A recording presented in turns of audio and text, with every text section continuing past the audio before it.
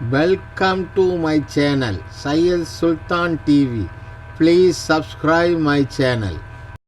ஒரு தடவை ஐயா நடுவராக இருக்கிறப்ப நான் கண்ணதாசனை பற்றி பேசுகிறேன் தலைப்பு. அப்போ ஒரு பாட்டு பாடுறேன், ரொம்ப வேகமாக நேரம் ஆயிடுச்சு, சீக்கிரம் முடியப்பான்ட்டாங்க என்னைய. அதனால் ஒரு வேகமாக ஒரு பாட்டை பாடுறேன். நெஞ்சம் உண்டு நேர்மை உண்டு ஓடு ராஜா, நேரம் பேரம் காத்திருந்து பாடு ராஜா, அஞ்சி அஞ்சி வாழ்ந்தது போதும் ராஜா, நீ ஆற்று வெள்ளம் போல் எழுந்து ஓடு ராஜா, நெஞ்சம் உண்டு நேர்மை உண்டு ஓடு ஒன்னா.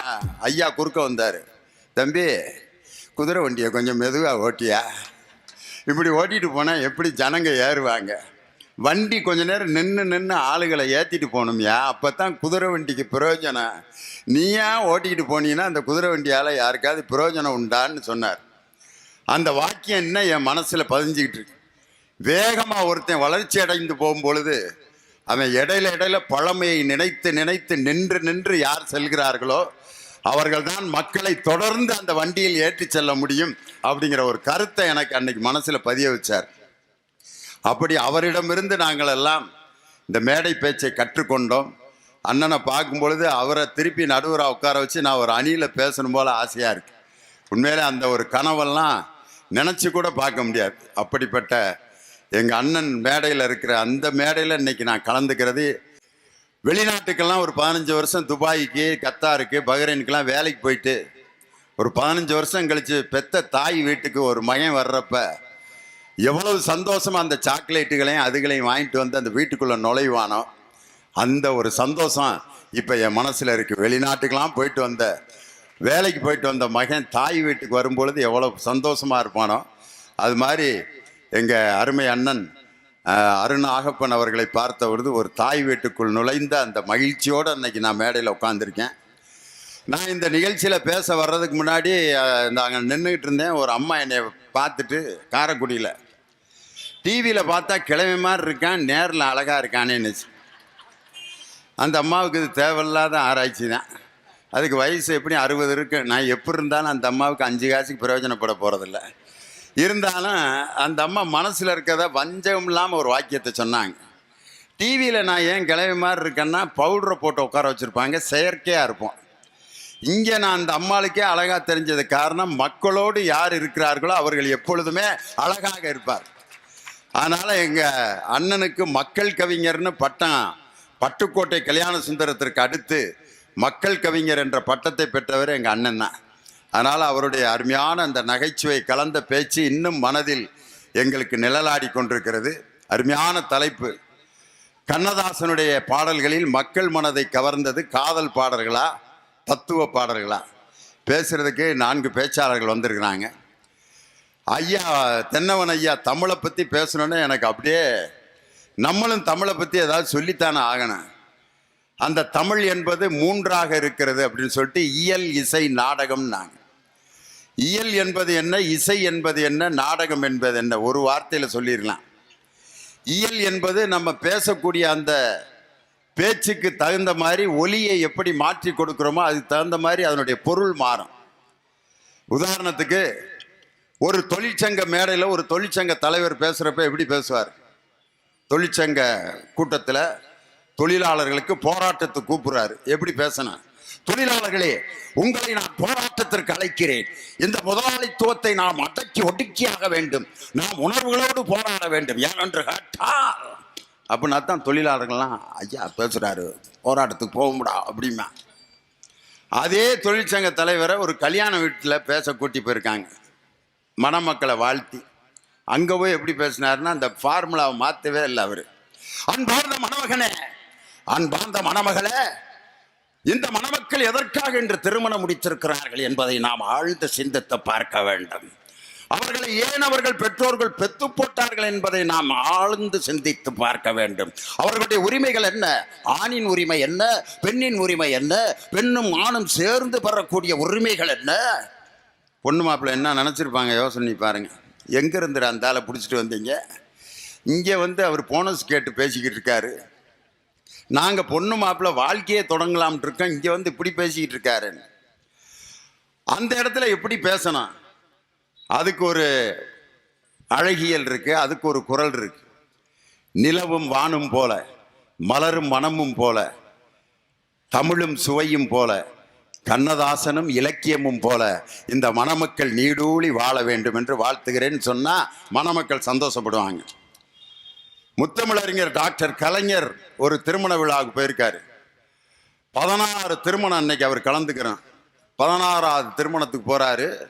2 நிமிஷம் தான் இருக்கு. பொண்ணு மாப்பிள்ள மறுவீடு போகணும். 7:30க்கு மறுவீடு கிளம்புனா கலைஞர் 7:25க்கு போயிருக்காரு திருமண வீட்டுக்கு. அவங்க எல்லாம் புறப்பட்டு ரெடியா இருக்காங்க.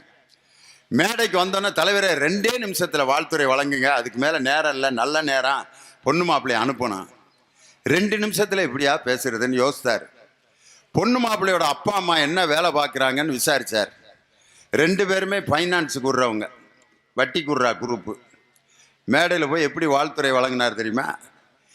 இங்க இருக்கும் மணமக்கள் அசலும் வட்டியும் போல் வாழ வேண்டும் என்று வாழ்த்துகிறேன் அப்படின்னார். உடனே பக்கத்தில் இருக்கவர் யார் அசல் யார் வட்டின்னு சொல்லிடுங்கன்னார். எது குட்டி போடுகிறதோ அதுதான் வட்டி அப்படின்னார். ஒரு வரியில வாழ்க்கையினுடைய தத்துவத்தையே அடக்கி ஒரு வாழ்த்துறையை பேசினார். பார்த்தீங்களா? இதுதான் இயல். இந்த மாதிரி பேச்சுக்கு இலக்கணம் வகுத்து அந்த பேச்சை ஒரு நயமாக வழங்குகின்ற அந்த பகுதிக்கு பேரு இயல்னு பேர். இசை என்பது எல்லாருக்கும் ரொம்ப பிடிக்கும். இசையால் வசமாக இதயமேதுன்னு 1958ஆம் ஆண்டு கவிஞர் வாலி எழுதி TM சௌந்தரராஜன் பாடின ஒரு முருகன் பாடல். ஐயாக்கெல்லாம் தெரியாது, எல்லாருக்கும் தெரியும் அந்த பாட்டு. அந்த பாட்டு காலையில் கோயிலில் ஒலிக்கும் போது நம்மளை அறியாமையே முருகன் மீது பக்தி இல்லாதவங்க கூட கையெடுத்து கும்பிட்டுருவாங்க. அந்த பாட்டு அப்படி இருக்கும். அந்த வாலியினுடைய கவிதையை இப்போ இசை இல்லாமல் சொல்கிறேன் எப்படின்னு பாருங்க. அது கற்பனை என்றாலும் கச்சிலை என்றாலும் கந்தனே உனை மறவேன், நிற்பதும் நடப்பதும் நின் செயலாலே, நிகழ்வதும் நிறைவதும் நின் செயலாலே, கற்பதெல்லாம் உந்தன் கனிமொழியாலே, காண்பதெல்லாம் உந்தன் கண்விழியாலே. எல்லாரும் அருமையான கவிதைம்பாங்க. இது அப்படியே இசையில் TM சௌந்தரராஜன் பாடின அந்த இசையோட பாடுறேன். இப்போ எப்படி இருக்குன்னு பாருங்க கேட்க. கற்பனை என்றாலும் கச்சிலை என்றாலும் கந்தனே உன்னை மறவேன், நிற்பதும் நடப்பதும் நின் செயலாலே, நிகழ்வதும் நிறைவதும் நின் செயலாலே, கற்பதெல்லாம் உந்தன் கனிமொழியாலே, காண்பதெல்லாம் உந்தன் கண்விழியாலே, கற்பனை என்றாலும் கச்சிலை என்றாலும் கந்தனே உன்னை மறவேன், கந்தனே உன்னை மறவேன், கந்தனே உன்னை மறவேன். அந்த கவிதையில் சொன்னதுக்கும் இசையில பாடினதுக்கும் எவ்வளவு வேறுபாடு பாருங்க. இதுதான் இசை. இசைஞானி இளையராஜா ஒரு தடவை இசையை பற்றி பேசிட்டு இருக்கும் பொழுது ஒரு பாட்டு ஒன்று பாடினார். அவரும் கமலஹாசனும் சொந்த குரலில் பாடியிருப்பாங்க. அந்த பாட்டு நாயகனுங்கிற படத்தில். தென்பாண்டி சீமையில தேரோடும் வீதியில மான் போல வந்தவனை யாரடிச்சாரோ யாரடிச்சாரோ, அதான் பாட்டு. இதே பாட்டை ஒரு கர்நாடக சங்கீதக்காரர்கிட்ட கொடுத்தா அவர் எப்படி பாடுவார்? தென்பாண்டி சீமையில பாட்டை கர்நாடக சங்கீதம் பாடுற ஒரு மேடையில்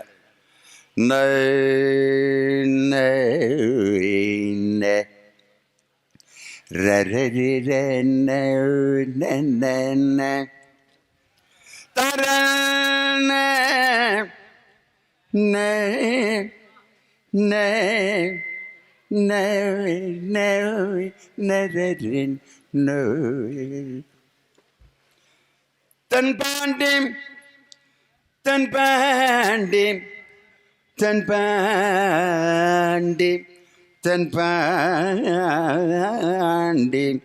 தென்பாண்டி தென்பாண்டி தென்பாண்டி தென்பாண்டி தென்பாண்டி.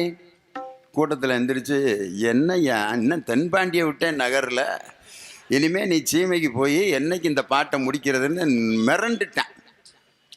தென்பாண்டி சீமையில் அப்படின்னு தொடங்கினார்.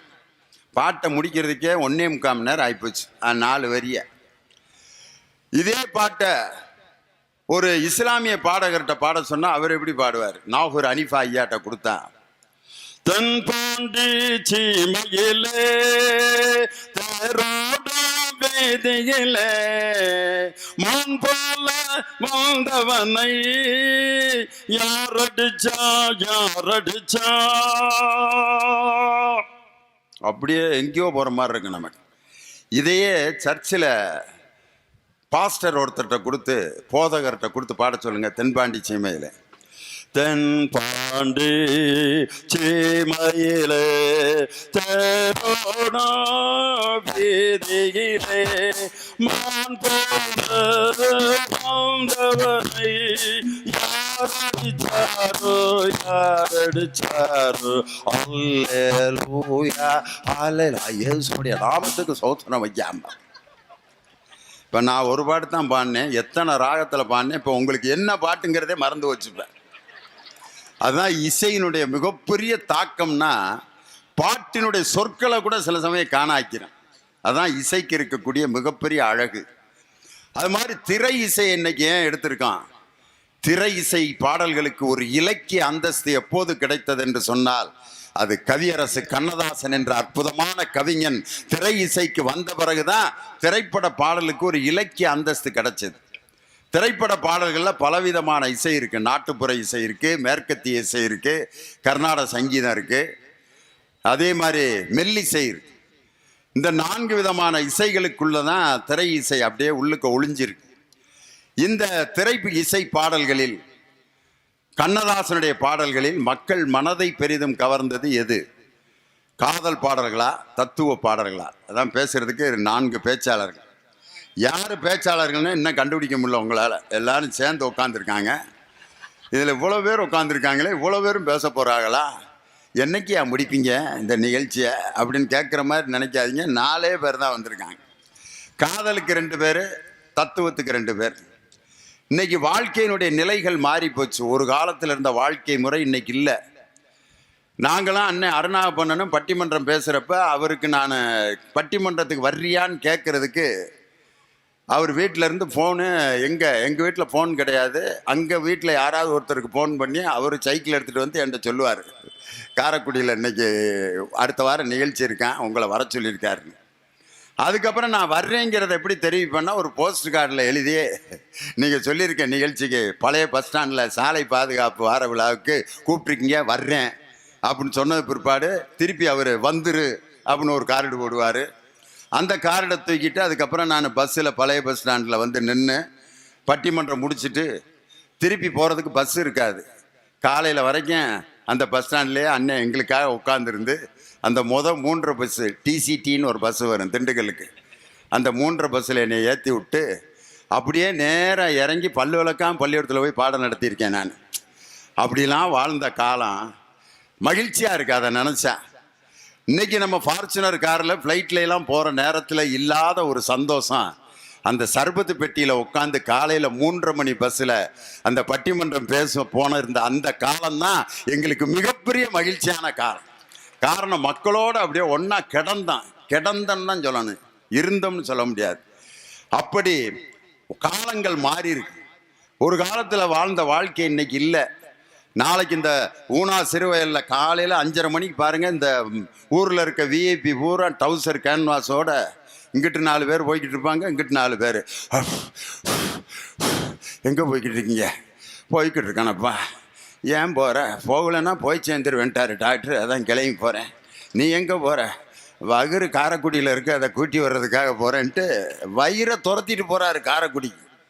அன்னைக்கு ஒரு ஆள் பைக்கில் போகிறாரு, தொப்பையை தூக்கி பெட்ரோல் டேங்க் மேலே வச்சு ஓட்டிட்டு போனேன். நான் ஏதோ கடையில் அரிசி வாங்கிட்டு வர்றாராக்குன்ட்டு இப்படியே உத்து பார்க்குறேன். அரிசி பையும் சட்டை துணியும் ஒரே கலரில் இருந்துச்சு. சரி, ஏதோ மிச்ச துணியில் பை தைச்சிருப்பான்னு பார்த்தா பையில் பட்டன் இருந்துச்சு. அதுக்கப்புறம் தான் பார்த்தேன் வயிறை தூக்கி மேலே வச்சு ஓட்டிட்டு போகிறாரு. ஒரு காலத்தில் இப்படிலாம் இருந்துச்சா மனுஷனுக்கு பிரச்சனை? யாரை வீட்டில் கூப்பிட்டு காஃபி குடிக்கிறேங்க, சக்கரை போட்டுறாதீங்க அப்படிங்கிறான். ஏன் போட்டிங்கன்னா அதான் கடைசி சக்கரை, நிறைய போடுங்க, அப்படியே மாலையை வாங்கிட்டு வீட்டுக்கு வந்துருங்கிறான். 2 கரண்டி சர்க்கரையை போட்டாலே மாலையை வாங்கிட்டு போக வேண்டியிருக்கு வீட்டுக்கு. எப்படி ஆயிடுச்சு பாருங்க பொழப்பு. கொலஸ்ட்ராலுங்கிறான், பிபிங்கிறான். ஐயோ ஐயோ, ஒரு ஆள் தலை சுத்துதுன்னு டாக்டர்கிட்ட மட்டும் போயிடவே கூடாது. தலை கிருகிருன்னு வருது சார், அப்படியா? Blood test, urine test, motion test, ECG, ACG, OCG, CT scan, AD scan, அந்த ஸ்கேன், இந்த ஸ்கேன், ஆன்ஜியோ, ஜிஜிஓ, ஓஜியோ, 46 டெஸ்ட். பணம் எவ்வளோ கட்டுறாருன்னா 36,500 கட்டிட்டு 46 டெஸ்ட்டு எடுத்து முடிஞ்சோன்னா ஐயாவோட ஃபைல் சாயந்தரம் போகுது பெரிய டாக்டர்கிட்ட. டாக்டர் எப்படி ஃபைல் பார்ப்பார் தெரியுமா? Blood normal, urine normal, no cholesterol, kidney normal, stomach normal, lungs normal, ஒன்றும் இல்லை, உங்களுக்கு ஒன்றும் இல்லை, யூ ஆர் ஆல் ரைட். 36,500 வாங்கிக்கிட்டு உங்களுக்கு ஒன்றும் இல்லைன்னா அவர் என்ன நினப்பார்? ஏயா இதை காலையிலே சொல்லியிருக்க வேண்டியதானே. அதுக்கு டாக்டர் சொல்கிறாரு, வர்றவனுக்கெல்லாம் காலையில் நான் ஒன்றும் இல்லைன்னா நான் ஆஸ்பத்திரி முன்னால் ஒன்றும் இல்லாமல் உட்காந்துருக்கணும்டா. நான் ஆஸ்பத்திரியில் கட்டணம் கட்ட வேணாமா? வர்றவனுக்கெல்லாம் நான் ஒன்றும் இல்லைன்னா இன்னொரு இடத்துலையும் டாக்டர் ஒன்றும் இல்லைம்பார். யாருன்னா ஒருத்தன் பருதாமல் போய் உட்காந்துருப்பேன், காலையில் 2 தடவை ரத்தம் வாந்தி எடுத்தேன் சார். அப்படியா? வாயில் டார்ச்சு, மூக்கில் டார்ச்சு, காதில் டார்ச்சு, அப்படியே பாக்கெட்லேயும் டார்ச் அடிப்பார். அப்படியே இங்கடா ஒன்றையுமே காணா, 30 ரூபா வச்சுருக்கேன், இவனுக்கு வைத்தியம் பண்ணோம்னா ராமக்கட்டியை உரசி போட்டு போயிருவேன் போல இருக்க அப்படின்ட்டு அவனை பார்த்துட்டு உனக்கும் ஒன்றும் இல்லை தம்பி, போயிட்டு வாம்பார். அங்கேயும் ஒன்றும் இல்லை, இங்கேயும் ஒன்றும் இல்லை, இந்த ஒன்றும் இல்லை வேற, அந்த ஒன்றும் இல்லை வேற. அப்போ பணம் இருக்கிற இடத்துல சொல்லப்படுகின்ற அந்த வார்த்தைக்கும் பணம் இல்லாத இடத்தில் சொல்லப்படுகின்ற வார்த்தைக்கும் ஒரு வேறுபாடு இருக்கு. இந்த ஒரு காலத்தில் இருந்த வாழ்க்கை முறை இன்னைக்கு மாறிடுச்சு. பெண்களுடைய ஆடைகளில் எவ்வளவு மாறுதல். ஒரு காலத்தில் வீட்டில் அம்மிக்கல், ஆட்டுக்கல், துவைக்கிறகல் இருந்த காலத்தில் எங்கள் அம்மாலாம் சாம்பார் வைக்க 3 மணி நேரம் ஆகும். அந்த அம்மிக்கல் முன்னாடி மண்டி போட்டு மிளகு சீரகத்தை வச்சு தேங்காய் சில்ல போட்டு அரைச்சி ஆட்டி அதில் எங்கள் அம்மா மசாலா அரைக்கும் போது வேர்க்கும். எங்கள் அம்மாவுக்கு வேர்வையை எங்கே போய் வலித்து துடைக்கிறது? இந்த விரல் மட்டும்தான் ஃப்ரீயாக இருக்கும். அப்படியே வேர்வையை வலித்து மசாலையில் போட்டு ஒரு இழுப்பு இழுத்துருவாங்க எங்கள் அம்மா. சாம்பாரில் கொஞ்சம் உப்பு தூக்கலாக இருக்கும். அந்த சாம்பாரை தான் 30 வருஷம் சாப்பிட்டேன், லியோனி இன்னும் உயிரோடு தான் இருக்கேன். காரணம், பெத்த தாயினுடைய வியர்வை ஒரு மனிதனுக்கு அது விஷமாக மாறினதாக சரித்திரம் இல்லை. காரணம், அன்பு பாசம் கலந்தது. மாவாட்டுறதுக்கு 2 கிழவிகளை வீட்டில் நேர்ந்து விட்டுருப்பான். அந்த மாவை மட்டும் ஆட்டாதுங்க, 15 வீட்டு புறணியும் சேர்த்து பேசுங்க. ஏக்கா, அந்த பக்கத்து வீட்டில் இருந்தாலே ராமாயி, அவள் வாழ்கிறாளா வந்துட்டாளா? அவள் எப்படியோ போயிட்டு போகிறான், உனக்கு என்ன மாவை ஆட்ட வேண்டியதானே நீ? அப்படியே பேசினிருந்தா அவளை இந்த அங்கே கட்டி கொடுத்தாங்களே, அவள் எங்கே இருக்கிறா? அப்போ அவள் இருக்கிறா, எந்த மூலையில் கிடக்கிறா? இருந்தாலும் அதை பற்றி பேசுகிறதுல அவங்களுக்கு ஒரு தனி சந்தோஷம். அதில் ஒரு கிழவிக்கு நல்ல ஜலதோஷம் பிடிச்சிருக்கு, எந்திரிச்சு போய் தும்ம முடியல, ஆச்சுன்னுச்சு, என்னமோ ஒன்று விழுந்துருச்சு, மாவில் சேர்த்து ஆட்டிடுச்சு பாட்டி. இட்லி பூ மாதிரி இருந்துச்சு. நாங்கள் தான் அந்த இட்லியை 10 வருஷமாக சாப்பிட்டோம், ஒன்றும் செய்யலை, உடம்பு தான் நல்லா தான் இருக்கு. ரயில்வே ஸ்டேஷனில் இறங்கி கிடைக்கிற தண்ணியை குடிப்போம், நம்ம வாட்டுக்கு வாழ்ந்தான். இன்றைக்கி எல்லாம் மஞ்சப்பையில் தண்ணி பாட்டில் தூக்கிட்டு தண்ணி மாற்றி குடித்தா சளி பிடிச்சிக்குதுங்க, காய்ச்சல் வந்துடுதுங்கன்னு தண்ணி பாட்டில் கூடயே தூக்கிட்டு திரியிறான். வாழ்க்கை முறை மாறிடுச்சு. இப்படிப்பட்ட வாழ்க்கை முறைக்கு தகுந்தாற் போல பாடல்கள் மாறிக்கொண்டிருந்தாலும் கண்ணதாசனுடைய பாடல் எப்பொழுதோ எழுதப்பட்ட பாடல்கள் இன்னைக்கு இருக்கக்கூடிய மக்களுடைய வாழ்வியலுக்கும் பயன்பட்டு கொண்டிருக்கக்கூடிய ஒரு கவிஞனின் பாடல் எது என்று சொன்னால் அது கவியரசு கண்ணதாசனுடைய பாடல்கள் தான். அதில் காதல் பாடல்கள் பேசுகிறதுக்கு 2 பேச்சாளர் அங்கே உட்கார்ந்துருக்காரு பாருங்க. அருமையான பாடகர், பேச்சாளர், கவிஞர் அபி. அவர் காதல் பாடல்களேன்னு பேசுகிறதுக்கு வந்திருக்காரு. அழகழகான கண்ணதாசன் பாடல்களை நீங்கள் பாடி ரசித்து கேட்கலாம். அவருடைய பேச்சை இப்போ தான் நான் முத மேடையில் கேட்க போகிறேன். ரொம்ப ஆசையாக இருக்குது எனக்கே. 2வது தடவை, ஏற்கனவே ஒரு தடவை பேசியிருக்காரு, அது அரசியல் மேடை. இது பாடல்களை பற்றிய மேடைங்கும்போது இன்னும் ஆசையாக இருக்குது கேட்க. அபி அவர்கள் காதல் பாடல்களைங்கிற அணிக்கு தலைமையேற்று பேச வந்திருக்கிறார். தத்துவ பாடல்களே என்ற அணிக்கு தன் கருத்துக்களை வழங்க வந்திருப்பவர் உங்கள் மண்ணின் மைந்தர், தேவகோட்டையிலிருந்து வருகை இருந்திருக்கக்கூடிய அருமை தம்பி தேவகோட்டை ராஜன். நேற்று பரமக்குடியில் அவரை கூட்டிகிட்டு போனேன். நைட்டு 11:30 மணிக்கு ஆரம்பித்தார். இந்த வள்ளி திருமண நாடகத்தில் ராஜபாட்டு வருவார் பாருங்க. லைட்டாக தூங்கிக்கிட்டு இருந்த கிழவியை பூரா எந்திரிச்சிருச்சு. இவரோட பாட்டில் ஆரம்பித்தோன்னே ஃபர்ஸ்ட் சாங் என்ன ஆரம்பிச்சாருன்னா சர்ச்சு அது வேற. கேளுங்கள் தரப்படும், தட்டுங்கள் திறக்கப்படும். நான் 50 பேர் முடிச்சிட்டேன் அப்படியே. என்னடா காலையில் 4:30 மணிக்கு சர்ச்சில் பாட்டு போட்டாங்க போல இருக்குன்னு பார்த்தா பட்டிமன்றம் நடந்துக்கிட்டு இருக்கு. அப்படி ஒரு கம்பீரமான குரலில் நேற்று பாடி அசத்திட்டார். அவர் தான் தேவகோட்டை ராஜன். கண்ணதாசனுடைய தத்துவ பாடல்கள் தான் மக்கள் மனதில் நிறைந்திருக்கிறதுன்னு பேச வந்திருக்காரு. காதல் பாடல்களே என்ற அணியில் பேசுவதற்கு கள்ளக்குறிச்சியிலேருந்து வருகை தந்திருக்காங்க. எங்களுடைய தொலைக்காட்சி நிகழ்ச்சிகளில் நிறைய பேசி அவருக்கென்று ஒரு ரசிகர் கூட்டத்தையே திரட்டி வச்சுருக்காங்க. அருமை சகோதரி கவிஞர் சீமா ரொம்ப அருமையாக பாடுவாங்க, பேசுவாங்க. அதாவது 3ஆம் வகுப்பு படிக்கும் பொழுதே பேச்சு போட்டியிலே முதல் பரிசு பெற்று இன்னைக்கு திமுகவினுடைய செயல் தலைவராக இருக்கக்கூடிய மு.க. ஸ்டாலின் அவர்களிடம் பரிசு பெற்றவர். அதாவது 3ஆவது படிக்கும் பொழுதே. அப்போ இருந்தே மேடைகளிலே பேசி இப்பொழுது நிறைய மேடைகளுக்கு தொலைக்காட்சியில் எங்களோடு பேசி வருகின்ற சிறந்த பேச்சாளர். கள்ளக்குறிச்சியிலேருந்து காலையில் 5 மணிக்கு புறப்பட்டு மத்தியானம் வந்து சேர்ந்துருக்காங்க. காரணம், நாங்கள் அழைத்த விழா, அழைத்த ஊர், அந்த சிறப்புக்காக அங்கேருந்து வந்திருக்கிறாங்க. அதுவும் கண்ணதாசனை பற்றி பேசணும்னு ரொம்ப சந்தோஷம். அதற்கு அடுத்து தத்துவ பாடல்களே என்ற அணியில் பேசுவதற்கு கடலூரிலிருந்து வருகை இருந்திருக்கக்கூடிய அருமை தம்பி கடலூர் தனிகவேல். அவர் அருமையாக பாடல்களை பாடி பாடி பேசுவதிலே ஆற்றல் மிக்க ஒரு கம்ப்யூட்டர் இன்ஜினியர். அநீதியின் ஒரு குறும்படத்தை இயக்கி அது இப்போ யூடியூப்பில் மிகப்பெரிய பரபரப்பாக அந்த அநீதி என்ற குறும்படம் வெளியாயிருக்கு. இயக்குனர் சீனு ராமசாமி அதை வெளியிட்டார். அந்த படத்தில் மிகப்பெரிய ஒரு முத்திரை பதித்திருக்கக்கூடிய டைரக்டர், பேச்சாளர், பாடகர் கடலூர் தனிகவேல். 4 பேர் பேச வந்திருக்காங்க. அருமையாக ரசித்து கேட்டுக்கிட்டு இருக்கீங்க. நல்ல ரசிகர்கள் கிடைப்பது ஒரு கலைஞனுக்கு மிகப்பெரிய சந்தோஷம். அதனால் நல்ல யார் ரசித்து சிரிக்கிறாங்களோ அவங்க யாரும் வஞ்சகமே இருக்காது அவங்க மனசில். நகைச்சுவை கேட்டு குபீர்னு சிரிக்கிறவங்க அவங்கள நம்பி கடன் கொடுக்கலாம், ப்ரோ நோட்டே எல்லாம் திருப்பி கொடுத்துருவாங்க. அவங்கள நம்பி பொண்ணு கொடுக்கலாம், நல்லபடியாக வச்சு காப்பாற்றுவாங்க. இந்த சிரிக்காமல் இந்த இப்படியே இருக்கான் பாருங்க, ரொம்ப ஆபத்தானவங்க. அவனுக்கு பக்கத்து வீட்டில் இருந்தால் ஒன்று நீங்கள் காலி பண்ணி போயிருங்க, இல்லாட்டி அவனை காலி பண்ணிடுங்க. அவன் ஊரே காலி பண்ணிடுவேன். இந்த சிரிக்காமல் இருக்க ஆளால் தான் நாட்டில் பிரச்சனையே. அதனால் சில பேர் பார்த்தீங்கன்னா இந்த இப்படியே உட்காந்துருக்கவன் எந்த நேரத்தில் என்ன பிளான் பண்ணிக்கிட்டு இருப்பான்னு கண்டே பிடிக்க முடியாது. அதே மாதிரி நீங்கள் அந்த மாதிரி அமைதியாக இருக்கிற ஆளுங்க முதலிரவில் கூட இப்படி தான் உட்காந்துருப்பேன். அவன் மனைவி வந்து இன்றைக்கி முதலிரவு மாமா, அதுக்கு என்னடி செய்ய சொல்கிற அப்படின்னு இருக்கான். அந்த பிள்ளை கண்ணீர் விட்டு அழுதுருச்சு. இவனை வச்சுக்கிட்டு நான் எப்படி இத்தனை வருஷம் நான் வாழ போகிறேனோ அப்படின்ட்டு. வாழ்க்கையில் நல்ல நகைச்சுவையை கேட்டு ஒருத்தன் சிரிக்கணும்.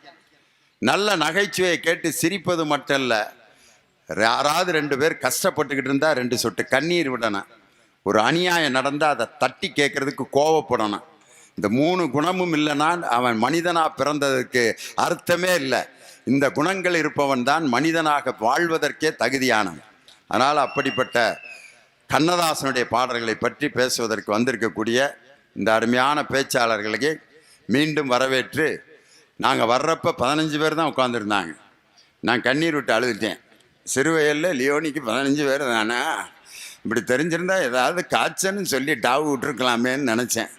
ஆனால் நான் தொடங்கும்போது 15 பேராக இருந்தது.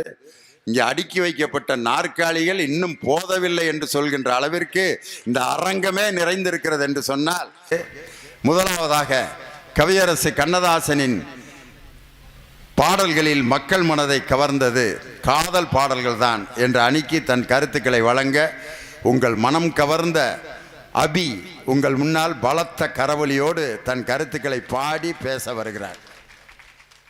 இங்கு அலைகடலென திரண்டு வந்திருக்கும் ரசிக பெருமக்கள் அனைவருக்கும் பணிவான வணக்கத்தை தெரிவித்துக் கொண்டு என்னுடைய காலமின்மை காரணமாக என்னுடைய உரையை துவங்குகிறேன்.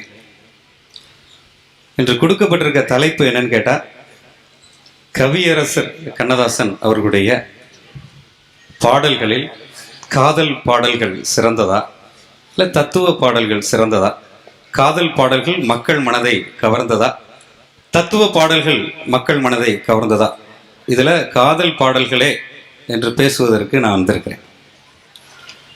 இப்போ எல்லாரோட மனசுலையும் என்ன ஓடிட்டு இருக்கோம் அப்படின்னு சொல்லி சொன்னால்,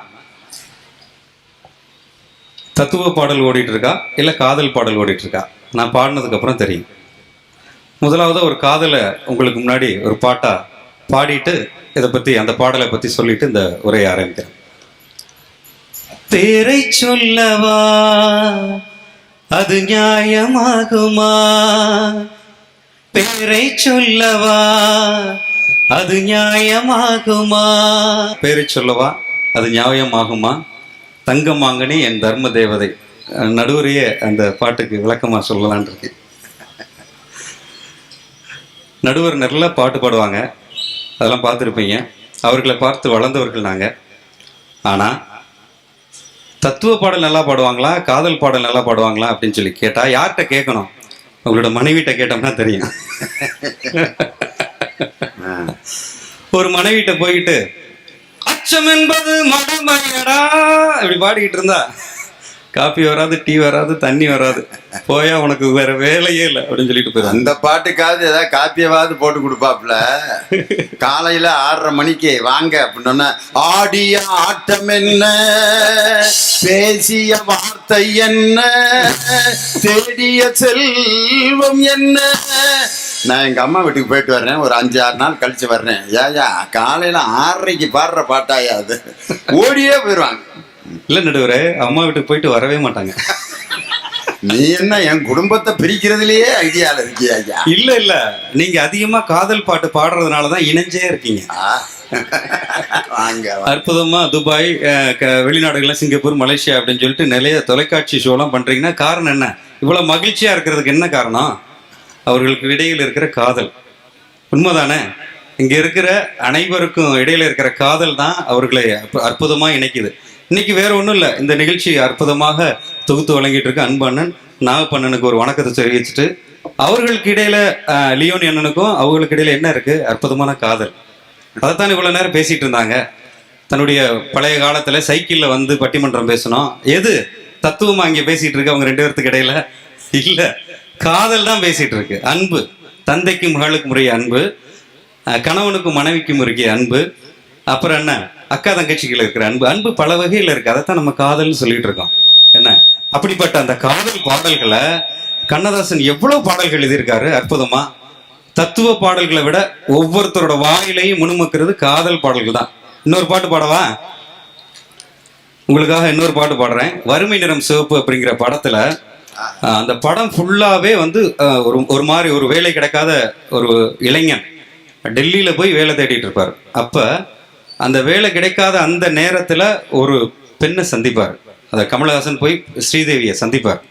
சந்திக்கையில இவங்க 2 பேருக்கு நடுவுல இவங்க 2 பேரும் இசையில ஒன்று சேருவாங்க. அதை எப்படி அழகா காதலா அந்த பாடல் எழுதியிருக்காரு தெரியுமா கவிஞர் கண்ணதாசன்? சிப்பி இருக்குது, முத்து இருக்குது, திறந்து பார்க்க நேரம் இல்லடி ராஜாத்தி, சிந்தை இருக்குது, சந்தம் இருக்குது, கவிதை பாட நேரம் இல்லடி ராஜாத்தி. ஒரு பாடினோன்னா அவங்க விசில் அடிக்கிறாங்க. சந்தங்கள் நனனா நீயனால் ரிசரே சங்கீதம் நானாவே சந்தங்கள் நீயானாள் சங்கீதம் நானாவே. சிப்பி இருக்குது, முத்து இருக்குது, திறந்து பார்க்க நேரம் இல்லடி ராஜாத்தி, சிந்தை இருக்குது, சந்தம் இருக்குது, கவிதை பாட நேரம் இல்லடி ராஜாத்தி.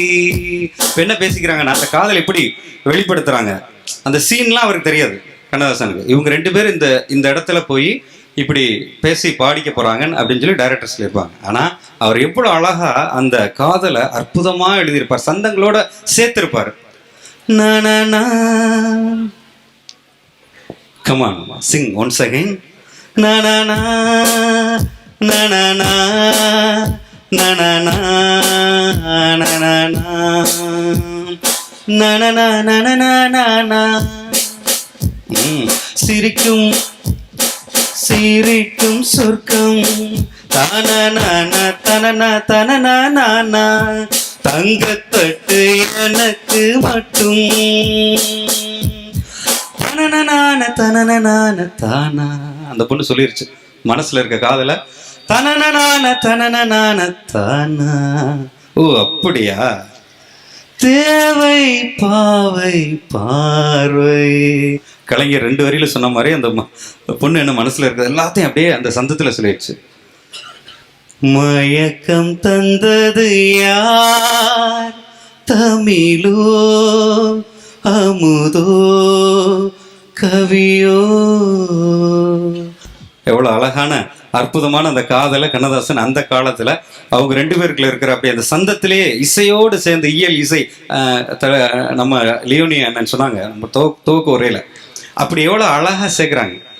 அதை விட்டுவிட்டு ஒளிமயமான எதிர்காலம் உன் கண்களில் தெரிகிறது என் அருமை காதலியே ஒளிமயமா இப்படி பாடிக்கிட்டு இருந்தா எந்த காதலி தான் ஏத்துக்கும் முதல்ல.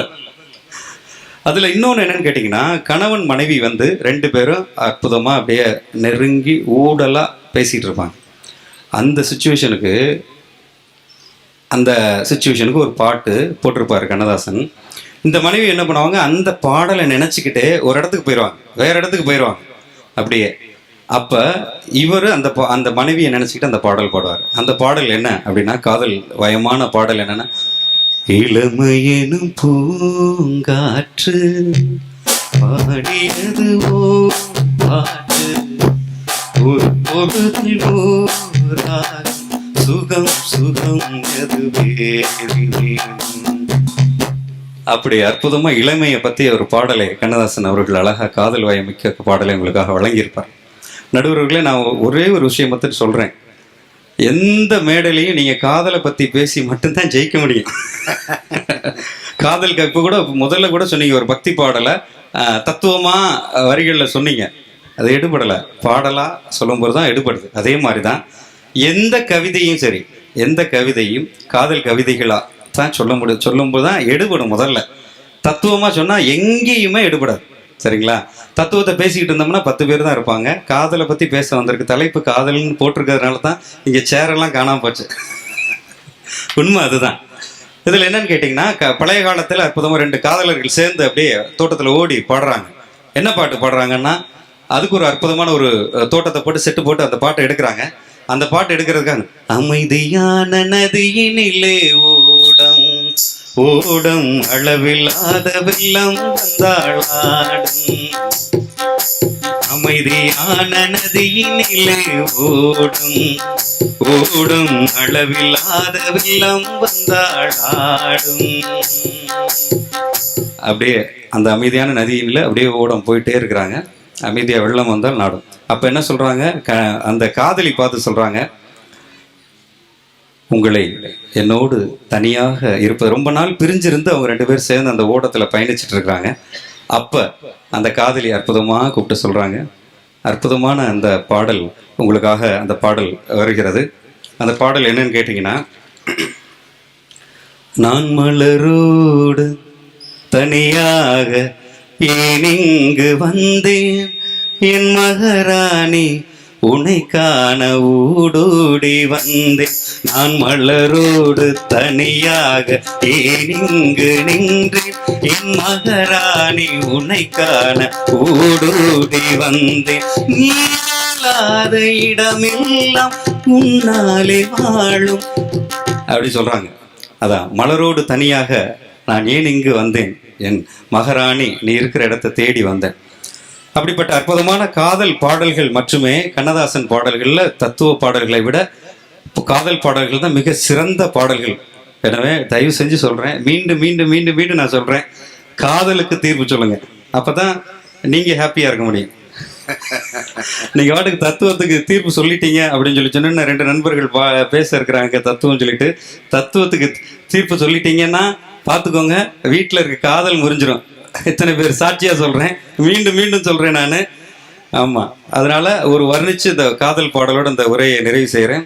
காலங்களில் அவள் வசந்தம், கலைகளிலே அவள் ஓவியம், மாதங்களில் அவள் மார்கழி, மலர்களிலே அவள் மல்லிகை, காலங்களில் அவள் வசந்தம்.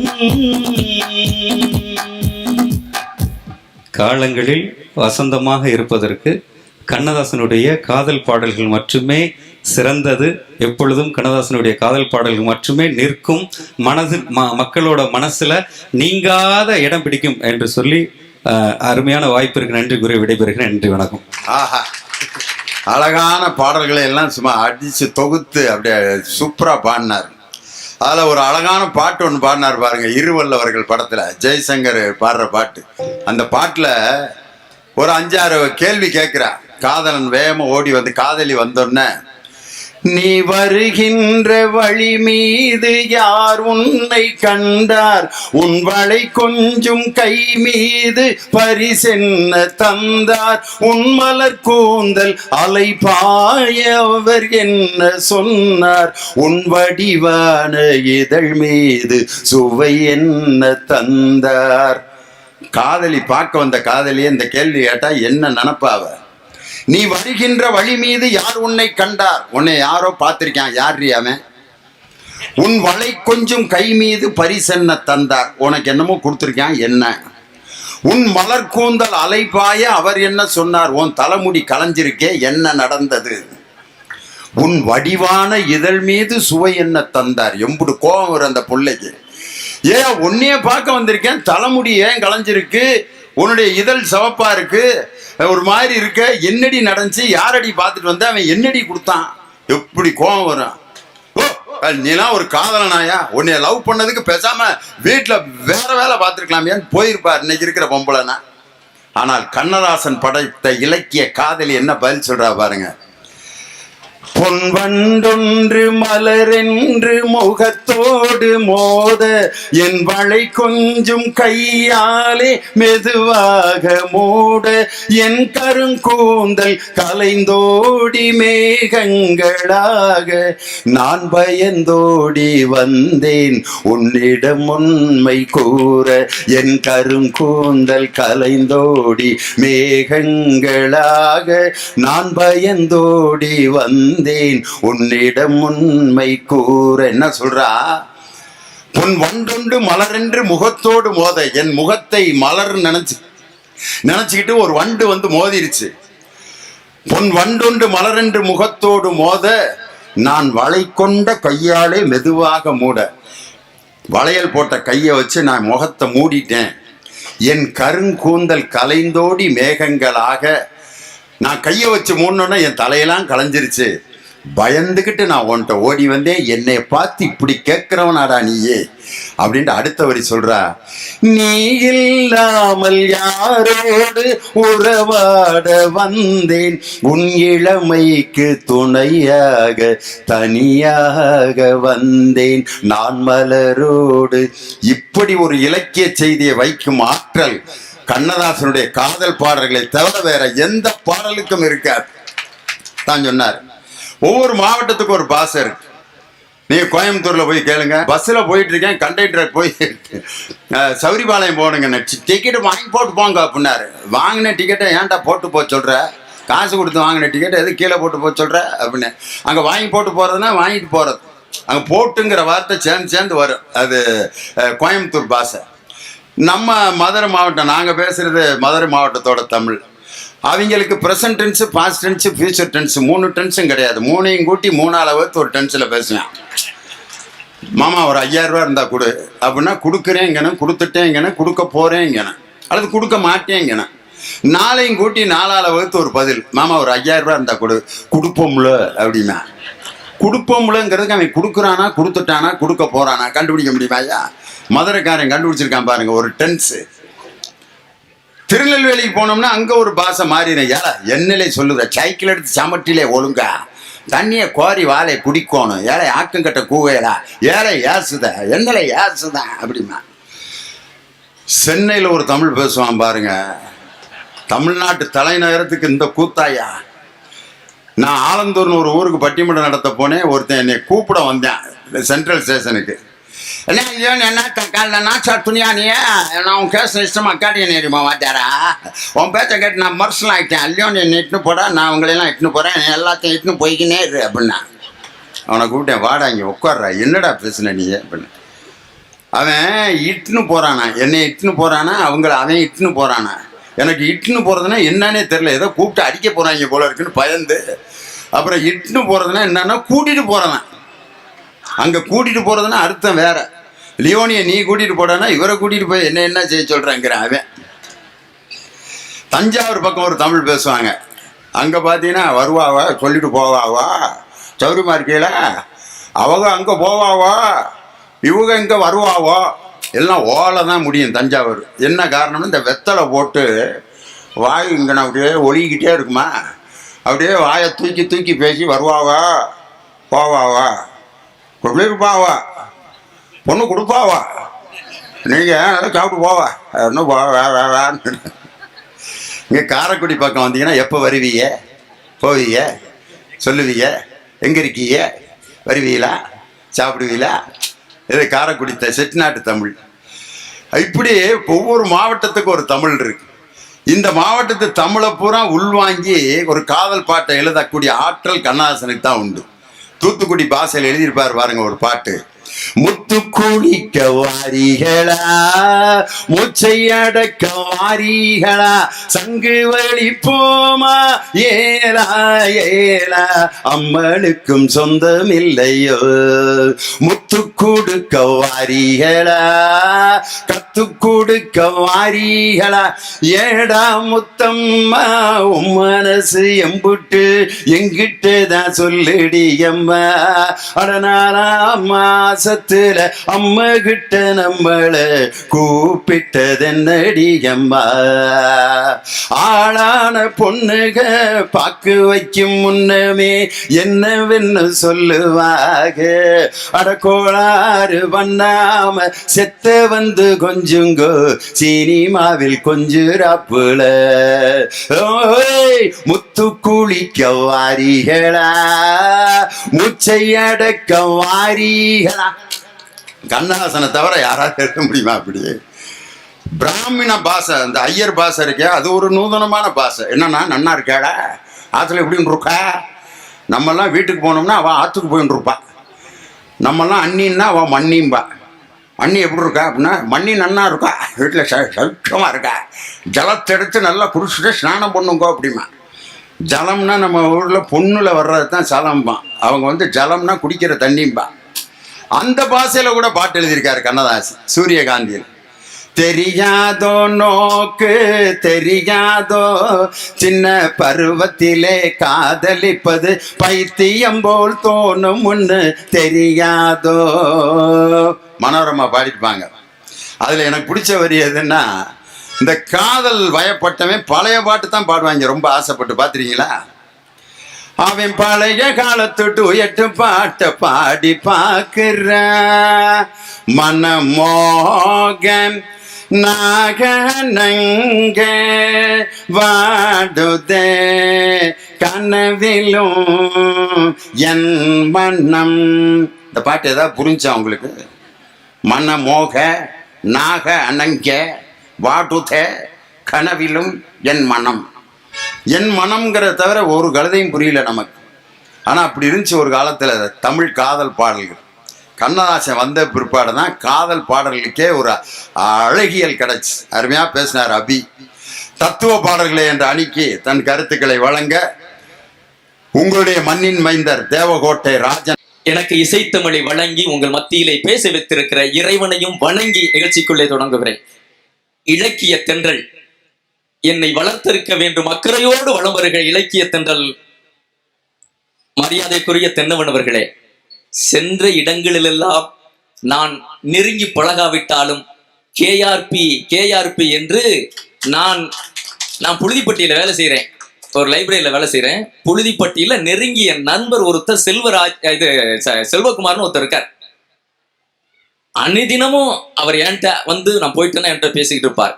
இந்த தொகுதி மட்டுமல்ல, இன்றைக்கு தமிழகத்திலே கேஆர்பி என்று சொன்னால் செல்ல பிள்ளையாக வளம் வந்து கொண்டிருக்கிற என்றும் நிரந்தரமான அமைச்சர் அவர்களே, உங்களையும் வணங்கி என்னை எந்த நேரம் பார்த்தாலும் என்னமோ அவங்க விட்டு பெத்த பிள்ளைய போற வாங்க ராஜன் அப்படி என்று வீட்டு குழந்தையை போல அழைத்து தோளோடு தோல் அணைத்துக் கொள்கிற என் நெஞ்சம் நிறைந்த அருண் நாகப்ப ஐயா அவர்களையும் வணங்கி நான் இருக்கிற பக்கத்திலிருந்து அருகாமையிலிருந்து வந்து என்னை ரசிக்க வந்திருக்கிற மரியாதைக்குரிய அண்ணன் செந்தில் அவர்களையும் ஏற்றிவிடும்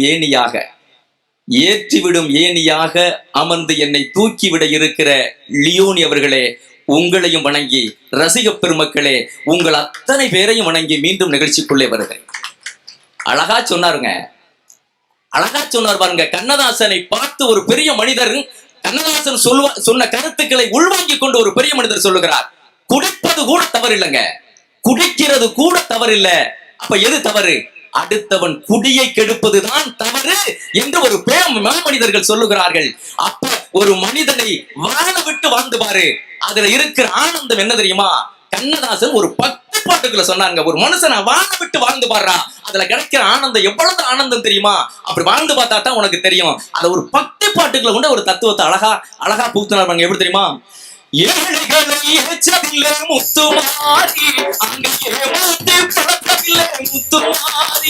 ஒரு பக்தி பாடலுக்கு கூட பக்குவமா எப்படி வாழைப்பழத்துக்குள்ள ஊசி ஏத்துற மாதிரி ஒரு தத்துவ செய்தியை புகுத்த முடியும் என்றால் அது கண்ணதாசனை மட்டும்தாங்க சொன்னாங்க. காதலை பத்தி அழகா அண்ணன் அணித்தலைவர் சொல்லிட்டு போயிருக்காங்க. நடுவர்கள நீங்க காதலிச்சிருக்கீங்களா? நல்லா கேட்டியா ஒரு கேள்வி. காதல் பண்ணாமையா பேரம்பேத்தி வரைக்கும் எடுத்திருப்பான். அதாவது பேரம்பேத்தி எடுக்கிறது மட்டும் இல்ல, அதுக்கு அப்புறம் 60 வயசு 70 வயசுக்கு மேலையும் தன் மனைவியை நேசிக்கிறது பாத்தீங்களா? அதுக்கு பேர் தான் உண்மையான காதல். காதல்னா எல்லாரும் என்ன நினைச்சுக்கிட்டு இருக்காங்கன்னா, பைக்ல ஒரு பிள்ளைய பின்னால உட்கார வச்சு கூட்டு போய் அதுகளுக்கு கூல்ட்ரிங்க்ஸு, சாக்லேட்டு, ஐஸ்கிரீமை வாங்கி கொடுத்து திருப்பி கூட்டி வந்து பீச்சில் சுண்டல் வாங்கி கொடுத்துட்டு திருப்பி வீட்டுக்கு துரத்தி விடுறதுக்கு பேர் தான் காதல்னு நினைக்கிறான். 90 வயதில் கூட தன் 85 வயது மனைவியை கையை பிடித்து கொண்டு நடந்து செல்கிற அந்த முதியோர்களின் காதலுக்கு இருக்கு பார்த்தீங்களா? அழகு, அதுவும் தான் காதல். அதனால காதல்னா ஏதோ லந்து பண்ணிக்கிட்டு நக்கல் பண்ணிக்கிட்டு சுண்டல் வாங்கி தின்னுக்கிட்டு ஹோட்டல்ல கோக்கு குடிக்கிறதுக்கு பேர் காதல் கிடையாது. இதுதான் உண்மையான காதல். இத போய் என்ன காதல் பண்ணிருக்கியான்னு கேக்குறிய, மேடையில வச்சுட்டு கேக்குற கேள்வி அது. என்ன பண்ண சொல்றீங்க? மேடை எட்டிலாம் அப்படிலாம் கேட்க வேண்டிய சூழ்நிலை வந்துருது. அவர் சொன்னார் பாருங்க, காதல்னா ஒரு அன்பு தானே, அதை ஏன் நீங்க கொச்சப்படுத்துறீங்க? அது இல்லை இந்த உலகம் இருக்கா? அப்ப நான் என்ன கேட்கிறேன், காதல்ங்கிற அன்பு சரியா இருக்கான்னு தான் நான் கேள்வி கேட்கிறேன். என்னையோட கூட பிறந்த எங்க அக்கா சென்னையில இருக்கிறா. அவ பொண்ணுக்கு காது ஊத்து வச்சாக்கா, நான் தானே தாய்மாமே, பத்திரிக்கை அங்கே அடிச்சுட்டா மெட்ராஸ்ல. இப்ப எனக்கு தாய்மாமே நம்ம தமிழ் பண்பாடு என்ன, அது செட்டிநாட்டு பண்பாடு என்ன? தாம்பளத்துல பத்திரிக்கையை வச்சு பணத்தை வச்சு பணப்பாக்க வச்சு கொண்டாந்து வந்துருங்க, என் பொண்ணுக்கு காது ஊத்து வச்சிருக்கேன், வந்துடுறேன் தம்பி அப்படின்னு நேரில் வந்து அழைக்கணும்ல. இதானே தமிழ் பண்பாடு. எங்க அக்கா காரி சென்னையில பத்திரிக்கை அடிச்சா, அவ வாட்டுக்கு அடிச்சா, அடிச்சு போட்டு பத்திரிக்கை எனக்கு எப்படி அனுப்புறா பாருங்க. அங்க அவங்க வீட்டு டேபிள்ல பத்திரிக்கை எடுத்து விரிச்சு வச்சு அவ 10,000 ரூபாய்க்கு ஒரு செல்லு வாங்கி வச்சிருக்கா. டக்குன்னு அந்த செல்லுல பத்திரிக்கை போட்டா எடுத்துட்டாக்கா. அவ 2 நாளைக்கு அட்வான்ஸா என் வாட்ஸ்அப் நம்பரை கேட்டா எனக்கு அப்ப நான் விளங்காத ஆள்ட்டேன், என்ன கொடுத்துட்டேன். அவன் அங்க இருந்து அனுப்புறவாங்க எனக்கு தாய்மாமனுக்கு பத்திரிக்கை, இங்க இருந்து என் வாட்ஸ்அப் நம்பர் அனுப்பிச்சு விட்டுட்டான். அங்க டக்குன்னு வந்துருச்சு என் செல்லுக்கு. ஆனா ஒரு வாசகம் எழுதியிருந்தாங்க, மறக்கல. அத தமிழ் பண்பாடல கீழே எழுதியிருந்தவங்க, தம்பி இந்த பத்திரிகையை நான் நேரடியாக சமர்ப்பி வைத்ததாக இதை ஏற்றுக்கொள்ளவும் அப்படின்னு ஒரு வாசகம் எழுதியிருந்தான். சரி நம்ம எத்தனை ஊர்ல பட்டிமன்றம் பேசுறாங்க, நமக்கு சொல்லித்தந்த தலைவர்கள்லாம் எப்படி சொல்லி தந்திருக்காங்க, நமக்கு யோசனை வராது. நான் என்ன பண்ணேன், மொய்யாத பத்திரிக்கை வாங்கிவிட்டோமே, ஏதோ ஒரு வகையில பத்திரிக்கை வாங்கிவிட்டான். இப்ப பத்திரிக்கை வந்துருச்சு. இப்ப பத்திரிக்கை நான் மொய் எழுதுனேன், ஒரு 5 2000 எடுத்தேன். நான் 5 2000 எடுத்து எங்க டேபிள் அப்படி அழகா அடிக்க வச்சேங்க. அவளை விட மட்டமான செல்லா இருந்தா செல்லு என்கிட்ட இருக்கு. என் செல்ல வாட்ஸ்அப்ல அந்த அப்படியே செல்ல போட்டோ எடுத்தேன். இங்க இருந்து அடுத்த செகண்டே மொய் எழுதுன பாருங்க. அப்ப நான் வாட்ஸ்அப்புக்கு அனுப்பிச்சுட்டேன். நான் கீழே வாசகம் எழுத நானும் மறக்கலைங்க. நான் என்ன எழுத தெரியுமா, நான் நேரடியாக வைத்து இந்த மாமன் சீரை வைத்ததாக ஏற்றுக்கொள்ளவும் அப்படின்னு எழுதி வைக்கிறேன். அப்ப என் பேர் அங்க 10,000 ரூபாய் அங்க இருக்கு, பேர்ல மொய் எழுதி இருக்கு.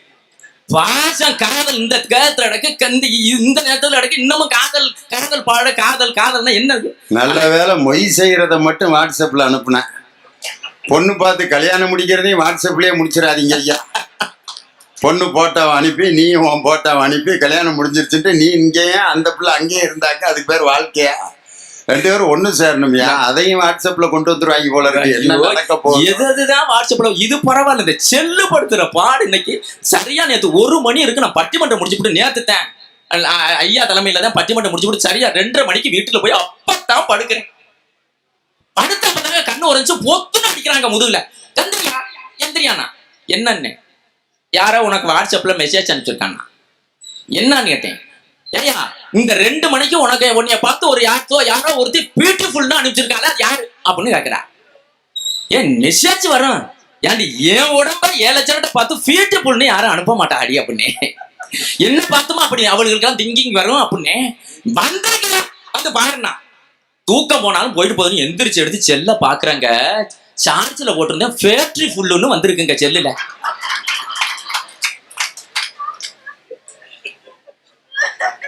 இதை எடுத்து வச்சுக்கிட்டு நைட்டு 1 மணிக்கு என் தூக்கத்தை கெடுத்துட்டா காதை எங்க வாழுது, எங்கெங்க வாழுது.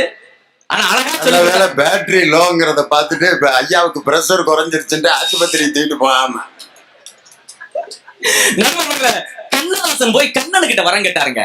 கண்ணன் கிட்ட போய் கண்ணதாசன் வரம் கேட்டாரு. கேட்ட உடனே கண்ணன் பதறாருங்க. கண்ணதாசா வரமா உனக்க என்ன கேளியானா? என்ன கேட்டார் தெரியுமா கண்ணதாசன்? சிம்பிளா சொல்றேன், அது பெரிய கதை, ஆனா சின்ன சொல்றேன். எப்படி தெரியுமா கேட்டாரு? ஐயா நான் மத்தவங்களுக்கு உதவி செய்யணும், மத்தவங்களுக்கு உதவி செய்யணும். உதவி செய்கிற போது வரல இடைஞ்சல், அந்த துன்பம், அதை இன்பமாக சுமக்கிற மனநிலையை எனக்கு கொடு கண்ணா அப்படின்னு கண்ணதாசன் போய் இறைவன்ட்ட கேட்டான். யாரு கேட்பா அந்த காலத்துல? பிறருக்கு துன்பத்தை உதவி செய்வதால் வருகிற துன்பத்தை கூட நான் இன்பமா சுமக்கிற மனநிலையை கொடுக்கண்ணா அப்படின்னு கண்ணதாசன் போய் அப்படி அழகா பதிவு செஞ்சாருங்க. அதுதான் இன்னைக்கு சமுதாயத்துக்கு மக்களுக்கு வேணும். எப்படி சொன்னா தெரியுமா? பாஞ்சாலி உன்னிடத்தில் சேவை கேட்டார். இப்படி ஒரு சிந்தனையை ஒரு கண்ணதாசனால் மட்டும் தாங்க தர முடியும். இதுதாங்க இன்னைக்கு வேணும். ஒரு காலத்துல பள்ளிக்கூடத்துல மார கிளாஸ்ங்கிற ஒரு கிளாஸ் இருந்தது. மார கிளாஸ் என்ன தெரியுமா? அற்புதமான தத்துவ செய்திகளை சொல்லிக் கொடுக்கிற, ஒழுக்க நெறிகளை சொல்லிக் கொடுக்கிற பள்ளிக்கூடங்கள் இருந்துச்சுங்க இந்த கிளாஸ். அது இல்லாம போச்சு இன்னைக்கு. அதுதான் மாணவர்கள் இன்னைக்கு தரிகட்டு தெரியுறாங்க. அந்த மாடல் கிளாஸ் சொல்லி தராத விஷயங்களை எங்களுடைய தத்துவ பாடல் சொல்லி தந்து கொண்டிருந்தது. அதை ஒதுக்கி விட்டு இன்னைக்கு காதல்ங்கிற பேர்ல இப்படி போறதுனாலதான் அந்த காலமே கலிகாலம் ஆயிப்போச்சு. பரவாயில்லைங்க. ஆனா இந்த நேரத்துல கூட இந்த பட்டிமன்றத்தை வந்து இருந்து ரசிக்கணுங்கிற மலர்ல வந்துச்சுங்களே, இருகை கூப்பி உங்களை வழங்குகிறேன். என்ன தெரியுமா? இப்ப முக்கியமான சீரியல் ஓடிக்கிட்டு இருக்கோம். இதை பூரா விட்டு வந்து உட்கார்ந்துருக்கீங்க. நல்லா இருக்க. எனக்கு ஒரு பெருத்த சந்தோஷம்னா இந்த தெய்வ மகளாக்கா என்னக்கா முடிஞ்சிருச்சான். ரொம்ப பேருக்கு வருத்தம். ஆனா ஆம்பளைகளுக்கு தாங்க சந்தோஷம். கையெடுத்து கும்பிடுறாங்க. முடிச்சவங்களுக்கே எங்க ஆரம்பிச்சோம்னு தெரியாம முடிச்சிருக்காங்க. எங்க தொடங்குச்சுன்னே தெரியாது அந்த டைரக்டருக்கு. எப்படி ஆரம்பிச்சோம்னு தெரியாம வேற வழியே எல்லாம் முடிச்சாச்சு. அந்த நாடக நடக்கையில வீட்டுக்குள்ள நடக்கிற கூத்து ஒரு நாள் 8:15 மணி இருக்கும். நான் வீட்டுக்குள்ள போயிட்டேன். வீட்டுக்குள்ள பயங்கரமான சத்தம். என் வீட்டுக்காரி குரல் தான். சரியான பொம்பளை இருந்தா வெளியில வா, சரியான பொம்பளை இருந்தா வெளியில வாடி, ஒன்று கொஞ்சம் பார்த்து போடுவோம்னா. ஐயோ நம்ம வீட்டுக்காரி யாரோட சண்டைக்கு மாட்டிட்டான்னு கதவை திறந்துக்கிட்டு உள்ள உறக்கா ஒரு புள்ள இல்ல. இவ ஒத்த நின்றுகிட்டு சண்டைக்கு நிக்கிறா. நான் பின்னாடி போய் தட்டி, ஏய் யாரோட சண்டைக்கு நிக்கிறான்னு கேட்டேன். அப்படியே திரும்பிட்டா என் பக்கம். இந்த பாருங்க இந்த கோவத்திலே படுத்துற மாட்டேன் அந்த சத்தியவதையும் பிரகாசையும் சேரம் வர்றாலும் அவன் எல்லாம் குறவலையை பிடிச்சு கொல்லணும்னு ஏன் குறவலையில கொண்டாந்து கைய வச்சுட்டாக்கா. அவர்கிட்ட இருந்து மீண்டு வர்றது எவ்வளவு பெரிய சிந்தனையா போச்சு. நடுவர்கள் கண்ணதாசன் எவ்வளவு அழகான அற்புதமான தத்துவ கருத்துக்களை பதிவு செய்கிறார். ஏய் வாழ்ந்தோம் வளர்ந்தோம் இறந்தோம்னு போகாத, எதையாவது உன்னை பதிவு செஞ்சுட்டு போடா. எதையாவது பதிவு செஞ்ச பூமியில வந்தாயில நானும் இந்த பூமியில இருந்தேன் என்பதற்கு எதையாவது ஒரு பதிவுகளை செய்து விட்டு போ. கண்ணதாசன் சொல்லுகிறார். ஒண்ணும் இல்லைங்க. தென்னை மரத்தை பாருங்க, தென்னை மரத்தை பாருங்களேன். தென்னை மட்டைகள் வரிசையாக இருக்கும். ஆனா ஒன்றன் பின் ஒன்றாக கீழே விழுந்து விடும். ஆனா விழுந்து விட்டால் கூட அது இருந்த இடத்திற்கு ஒரு அடையாளம் இருக்கும். தென்னை மர மட்டைக்கு கூட ஒரு அடையாளம் இருக்கும். நான் இந்த மரத்தில் இங்கேதான் இருந்தேன் என்று ஒரு அடையாளத்தை விட்டு விட்டு ஒரு மரம் கூட செல்கிறது. அறிவு உள்ள மனிதா, இந்த பூமியில வந்ததுக்கு எதையாவது ஒரு அடையாளத்தை பதித்து விட்டு போ. அப்பத்தான் வரலாறு உன்னை பேசும் என்று கண்ணதாசன் அழகா பதிவு செய்கிறார். இப்படி வரிகள் இந்த சமுதாயத்துக்கு தேவை. காதல் என்னங்க, நான் என்ன தெரியுமா? காதல் எப்படி தெரியுமா? காதல் நம் மனசுகளே வந்து போகிற அசை போடுகிற ஆசைக்கு அசை போடுகிற விருந்து. ஆனா தத்துவம் என்னன்னா ஆன்மாவுக்கு மருந்துங்க. ஆன்மாவுக்கு மருந்துன்னா அதுதான் தத்துவம். அழகா போட்டு கொடுத்தாரு பாருங்க. இன்னொரு செய்தியில அழகா போட்டு கொடுத்தாரு. நிறைய பேரு ஒரு வீட்டுல சில சம்பவங்கள் நடந்து போச்சு வச்சுக்கல, வருந்தி அழுவாங்க. அதுக்கு மருந்து யாரு சொன்னா தெரியுமா? வருந்தி அழுகிறவர்களுக்கு மருந்து கொடுத்தவர் யார் தெரியுமா? கண்ணதாசன். அழகா சொல்லுங்க. டேய் ஏன் அழுகிற? ஏன்டா அழுகிற? நம்ம எல்லாம் யார் தெரியுமா? நம்ம எல்லாம் கடன்காரன்டா. இந்த பூமிக்கு கடனாய் வந்தவர்கள். கடன் கொடுத்தது யார் தெரியுமா? மேல இருக்கிற இறைவன். கடன் கொடுத்து இங்க அனுப்பி வச்சிருக்கான். அப்ப கடன் கொடுத்தவன் கேட்டா திருப்பி கொடுக்கிறது தானே தத்துவம். திருப்பி கொடுக்கணுமல்ல. அவன் கொடுத்த கடனை திரும்பி கேட்டு எடுத்துக்கொண்டு போகிறான். கலங்காதே, கலங்காதே, இது வாழ்க்கையினுடைய தத்துவத்தில் இது வந்து போகிற பாதையில் இதுவும் ஒன்றுதான் என்று மரணத்திற்கு கூட கலங்கக்கூடாது என்று மருந்து போட்டு அடுத்த அடியை எடுத்து வைத்து வாழ்க்கையை தொடங்கு என்று சொன்னவர் கண்ணதாசன். மரணத்தில் கூட கலங்கிவிடக் கூடாது என்பதற்கு கண்ணதாசன் சலங்க மருந்து போட்டு கொடுத்தாரு. என்ன கேட்டுமா, ஒருத்தன் என்ன வந்து கேட்டான், விளக்கு அப்படிங்கிறத ஒரு பள்ளிக்கூடத்துல விளக்கை பத்தி சொல்லி கொண்டிருந்தேன். விளக்கு என்ன செய்கிறது?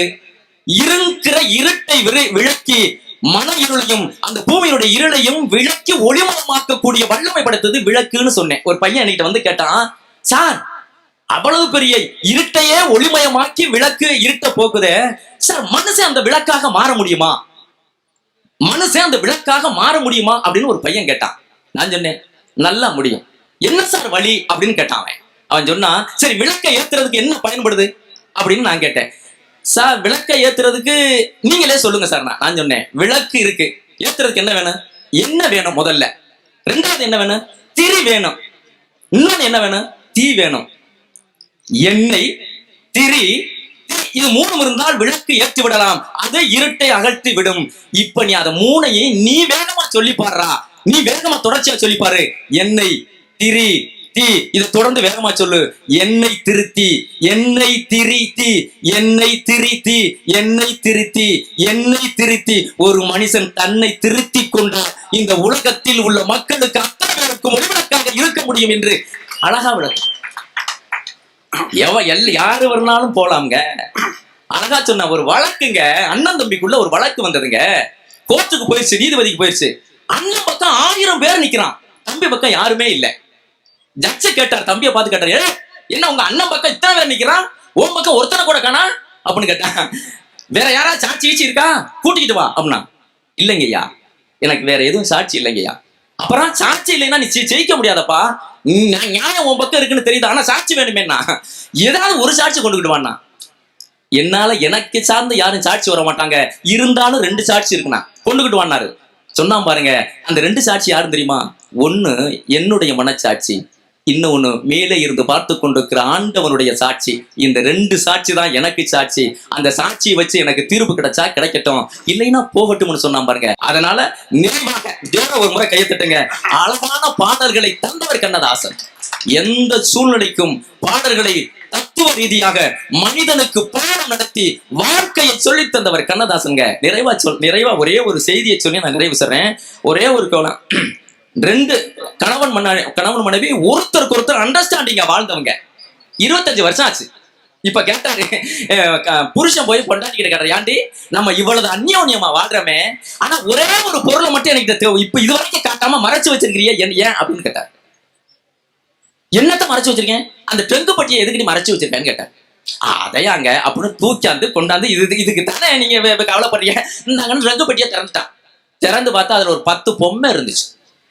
அடி இதையாடி நீ மறைச்சு வச்சுக்கிட்டு இருந்த எவ்வளவு நாளா அப்படின்னு கேட்டேன். இது எதுக்கு இந்த பொம்மை இந்த பெட்டிக்கல வச்சிருக்க அப்படின்னு கேட்டாரு. அதுக்கு அவர் சொன்ன பாருங்க, இல்லங்க எங்க ஆத்தா சொல்லி கொடுத்தா என்ன தெரியுமா, அப்பப்போ உன் புருஷனுக்கு கோபம் வரும், அப்பப்போ எரிஞ்சு விழுவேன், அவனோட நீ எதிர்த்து பேசிடாத, உனக்கு கோபம் வரும்போதெல்லாம் ஒரு பொம்மையை செஞ்சு அந்த பெட்டிக்கல வச்சிரு, மன சாந்தியா இருந்தேன். அப்படியாடி? அப்படின்னா நான் போட்டு இப்ப பொம்மை எண்ணி பாக்குறேன் அப்படின்னு எண்ணி பார்த்தாரு. 1 2 3 4 5 6 7 8 9 10. ஆதான் இந்த 25 ஆண்டு காலத்துல ஒரு 10 முறை தான் உனக்கு கோவம் வரும்படியா நான் நடந்திருக்கேன் அடி அப்படின்னு கேட்டாரு. அதுக்கு அந்த அம்மா சொல்லிச்சு, அப்படியெல்லாம் பெருசா நினைக்காத, அந்த பொம்மையை வித்த காலத்துல தான் ஒரு செயினே வாங்கி போட்டிருக்கேன், எனக்குத்தான் தெரியும் நீ எத்தனை விழுந்து காயப்பட்டான், இருந்தாலும் மறைத்து வாழ்கிறோம். மறைத்து வாழ்கிற பக்குவத்தை சொல்லி தந்தது தத்துவ வரிகள். நடுவருக்கு ஒரே ஒரு செய்தியை சொல்லிட்டு நான் நிறைவு செஞ்சுக்கிறேன். ஒரே ஒரு செய்தி என்ன தெரியுமா, தத்துவம் வாழ்கிற மனிதர்கள் அல்ல, மரங்கள் கூட மனிதனுக்கு தத்துவ செய்திகளை சொல்லி தருதுங்க. அழகா சொன்னா, ஒரு பெரிய ஆலமரம் விழுதுகளோட நின்னது.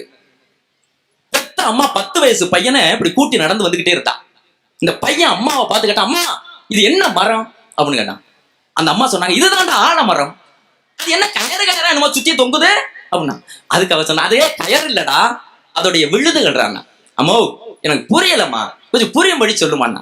டேய், அந்த நடுவுல கனமா இருக்குல்ல, அதுதான்டா தாய் மரம், சுத்தி கயரா சொல்லுங்கிற விழுதுகள், கயறு கயரா தொங்குதுல, அதுதான் அதனுடைய பிள்ளைகள் என்கிற விழுதுகள்னு அழகா விளக்கம் சொன்னா தாய். சொன்ன ஒண்ணு இப்ப அம்மா கேட்டான் பாருங்க, அம்மா கிட்ட பையன் கேட்டான், ஏன் அது ஒரு பக்கமா தொங்காம சுத்தி அதுக்கு தொங்குது அப்படின்னு கேட்டான். அதுக்கும் தாய் அழகா சொன்னா, ஏன் தெரியுமா சுத்தி தொங்குது? வயதான காலத்துல தாய் மரம் சாய்ந்து விழுகிற நிலைமை வந்தால் பிள்ளைகளாகிய விழுதுகள் தாங்கி பிடிப்பதற்காக சுத்தி அரணா நிக்குதுன்னு அழகா விளக்கம் சொன்னான். இப்ப விடலாமே. அம்மா கேட்டேன், அம்மா நான் ஒண்ணு கேட்கிறேன், கோச்சுக்கிறாதே அப்படின்னா. சும்மா கேள்றா அப்படின்னா. ஏமா மனுஷனுக்கு எத்தனை அறிவுமா? மனுஷனுக்கு 6 அறிவிடா. மரத்துக்கு 1 அறிவிடா.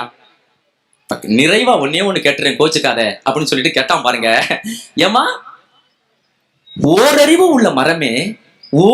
உள்ள மரமே வயசான காலத்துல தாய் மரம் சாய்ந்து விழுகிற நிலைமை வந்தால் பிள்ளைகளாகிய விழுதுகள் தாங்கி பிடிப்பதற்காக சுத்தி அரணா நிக்குதே. 6 அறிவு உள்ள நீ அப்பாவை பெத்த அப்பத்தாவை கொண்டே அநாத விடுதியில விட்டுப்புட்டு நீ இங்க இருக்கிறிய, உனக்கு 1 அறிவா அந்த மரத்துக்கு 1 அறிவா அப்படின்னு கேட்டு கூட முடிக்கலங்க. பெத்த புள்ள கைய புடிச்சுக்கிட்டு அநாத விடுதியில விட்டு தலை காக்கும் தக்க சமயத்தில் உயிர் காக்கும். சில பேர் கோயிலுக்கு லட்சமா கொடுத்துருப்பேன், அவன் பாட்டுக்கு உட்காந்துருப்பேன். இந்த 50 ரூபா கொடுத்தவன் தான் படுத்துவேன். நான் கொடுத்த 50 ரூபா என்ன செஞ்ச? நான் கொடுத்த 50 ரூபா என்ன செஞ்ச? நான் கொடுத்த 50 ரூபாய மாரியம்மாளுக்கு என்ன செஞ்ச? அதை முதல்ல சொல்லியான்ட்டு அந்த கோயில் நிர்வாகியை உசுர வாங்குறேன். அவன் கூப்பிட்டு, இங்க வாடா, இந்த 50 ரூபாய வச்சுக்கடா, மாரியம்மா உனக்கு திருப்பி கொடுக்க சொல்லிருச்சு. இந்த மாதிரி ஒரு வெட்டிப்போயிட்டு அந்த காசை வாங்கி மாரியம் திருவிழா கொண்டாடணும்னு அவசியமே இல்லைடா. கொடுக்கிற காசு 5 ரூபாயா இருந்தாலும் அது மனமுவந்து கொடுக்கப்பட்டால் தான் அது உண்மையான தர்மம். அதனாலதான் அள்ளி கொடுத்து வாழ்பவன் நெஞ்சம் ஆனந்த பூந்தோப்பு, வாழ்வில் நல்லவர் என்றும் கெடுவதில்லை, இது 4 மறை தீர்ப்பு, செய்த தர்மம் தலை காக்கும் தக்க சமயத்தில் உயிர் காக்கும். ஒரு காலத்துல எல்லாம் இல்லாத பயம் இன்னைக்கு மனுஷனுக்கு. எப்ப நம்மளை போட்டோ எடுப்பாங்கன்னே கண்டுபிடிக்க முடியல, ஒரு இடத்துல நிக்க முடியல. எங்கன பார்த்தாலும் இந்த சிசிடிவி கேமரா இருக்க மாதிரியே இருக்கு. நம்ம எங்கனையாவது யாராவது ஒரு பொம்பளை பிள்ளைகிட்ட பேசினா ஏதாவது சிசிடிவி கேமராவா? நம்ம அந்த பிள்ளைகிட்ட மகன் நினைச்சு பேசிக்கிட்டு இருக்கேன், அவன் பாட்டுக்கு போட்டோ எடுத்து வாட்ஸ்அப்ல அனுப்பிச்சிட்டான்னா அதுக்கு தான் உடனே 15,000 பேருக்கு பரவிடுது. லியோனி ஒரு வயதுக்கு 16 வயது பெண்ணுடன் அப்படின்ட்டு அப்படியே டேப் பண்ணி பாட்டிடுவேன். அது என்னை அப்பா அப்பான்னு கூப்பிட்டு இருந்திருக்கேன், நான் என் மகளேன்னு பேசிட்டு இருந்திருப்பேன். போட்டோவை போட்டு நாசம் பண்ணிடுறேன். இன்னைக்கு பார்த்தீங்கன்னா யார் மனசாட்சிக்கு இன்னைக்கு யார் பயப்படுகிறார்களோ அவர்கள் 1000 சிசிடிவி கேமரா இருந்தாலும் 1000 ரெக்கார்ட் பண்ணாலும் அவங்க பயப்பட வேண்டிய அவசியமே இல்லை. இதுக்கும் பாட்டு சொன்னார் கண்ணதாசன், உலகம் 1000 சொல்லட்டுமே உனக்கு நீதான் நீதிபதி, மனிதன் எதையோ பேசட்டுமே மனச பார்த்துக்க நல்லபடி, உன் மனச பார்த்துக்க நல்லபடி, உலகம் 1000 சொல்லட்டுமே. என்னமோ சொல்லிட்டு போகுது, மனசாட்சிப்படி வாழ்ந்து பழகுடாங்க. எங்க மனசாட்சிப்படி வாழ்றது? இன்னைக்கு ஒரு தியேட்டர்ல அண்டா நிறைய தண்ணி வச்சிருக்கேன், 5 ரூபா டம்ளருக்கு 35 ரூபாய்க்கு சங்கிலி போட்டு கட்டியிருக்கேன். 5 ரூபா டம்ளரை ஒருத்தன் திருடிட்டு போவான்றதுக்காகத்தானே 35 ரூபாய்க்கு சங்கிலி. அந்த சங்கிலி டம்ளர்ல குடிக்கிறப்ப எனக்கெல்லாம் அருவருப்பா இருக்கும். தூரத்துல இருந்து என்னை பார்க்கிறவன் பூரா திவன் தான் அந்த திருட்டு போயலா அப்படின்னு பார்க்குற மாதிரியே இருக்கு. 5 ரூபா டம்ளருக்கு 35 ரூபாய்க்கு சங்கிலி. தியேட்டர்ல இருக்க டம்ளருக்கு சங்கிலி போட்டா கூட பரவாயில்ல, போலீஸ் ஸ்டேஷன்ல இருக்க டம்ளருக்கு சங்கிலி போட்டிருக்காங்க. நான் இன்ஸ்பெக்டர்கிட்ட கேட்டேன், இன்ஸ்பெக்டரையா உங்க ஸ்டேஷன்ல இருக்க டம்ளருக்கே சங்கிலியா? அதுக்கு அவர் சொன்னார், இங்கதான் உலக கிரிமினல் பூரா இருக்கேன், இது வரைக்கும் 15 டம்ளர் மாத்திட்டேங்கிறாரு. யார்? இன்ஸ்பெக்டர். தியேட்டர்ல கூட 3 டம்ளர் தான் மாத்திருக்காங்க, போலீஸ் ஸ்டேஷன்ல 15 டம்ளர் மாத்திருக்காங்க. அப்ப அந்த சங்கிலி தான் ஒரு மனிதனுடைய மனசாட்சி இன்னைக்கு தீர்மானிக்குது. அதனால மனசாட்சிப்படி வாழ வேண்டும் என்று சொன்ன கண்ணதாசனுடைய தத்துவ பாட்டு தான் இன்னைக்கு வாழ்ந்துகிட்டு இருக்குன்ட்டு அருமையா ராஜன் பேசினார். நீ அடுத்து பேசுவதற்கு